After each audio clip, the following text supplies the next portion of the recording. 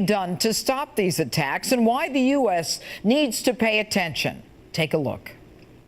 All right, Douglas Murray, thanks for being with us today. You talk about Europe being engaged in some kind of suicidal act where there are declining birth rates, there's mass immigration, there's this self-hatred, self-guilt, and there's multiculturalism that is destroying Europe.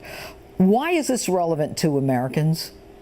Well, my feeling is that absolutely everything I describe in this book, it's a result of traveling all across Europe and meeting the people who've just arrived and meeting the leaders of Europe.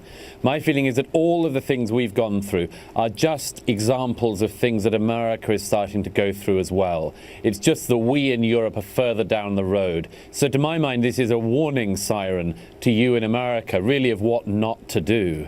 And what is that? Is it the mass immigration? Is it what should it be? What should we not do? It's a whole set of things. The first thing is the mass immigration. Europe has been taking people in recent years far too fast, particularly to be able to integrate them into European society. We don't have a chance at this pace. Second thing is to try to integrate people who are here. We've been terrible at that for all sorts of reasons I lay out in the book.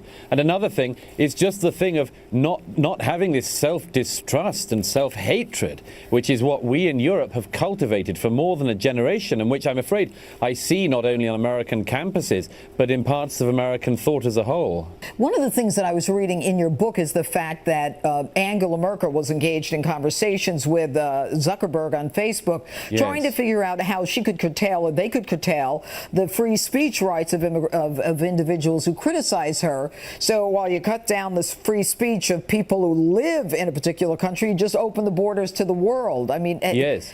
It's extraordinary.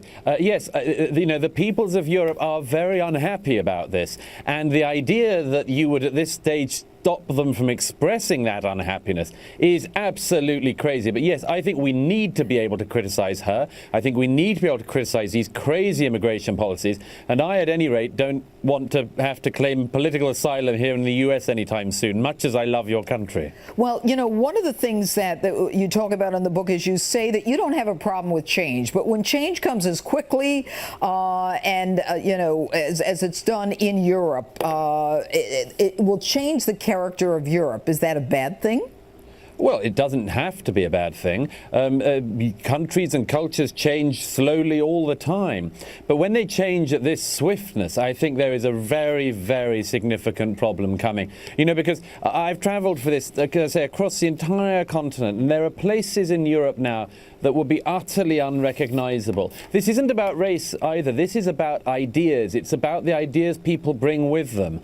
And some of those ideas, as we have seen in the rise of things like Sharia courts in the UK, in the rise of extremism and intolerance, including intolerance towards women and ethnic and religious and sexual minorities, is really worrying. Douglas, how do you have these Sharia courts in the UK? You know, there is a movement in this country and laws in about 17 or 18 states, American laws for American courts, to prevent the effort to have Sharia courts. How did it happen so easily in the UK?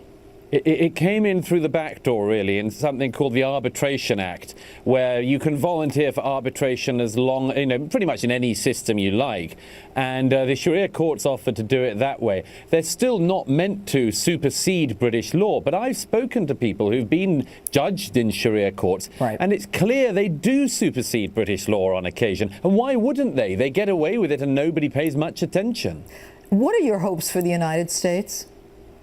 My hope is that you can do rather better what we've done so badly. And I think, by the way, you have. I mentioned this in the book, that although you've got in America, as I say, lots of the thought problems that we have in Europe, albeit in a less developed form, nevertheless, you also have an identity thing in America that remains enormously powerful to people who arrive here. Too many people, obviously, that we read about all the time spit on the freedoms you have. But actually, the ideas and the ideal of America is something which people can really integrate into. And I'm afraid in Europe, we're stuck in a thing of not just finding it hard to integrate these people, but often people not wanting to integrate anyway. So I think you are starting off at a better place, but we certainly wouldn't be starting off from here. All right, Douglas Murray, thanks so much for being with us today, and good luck with your book.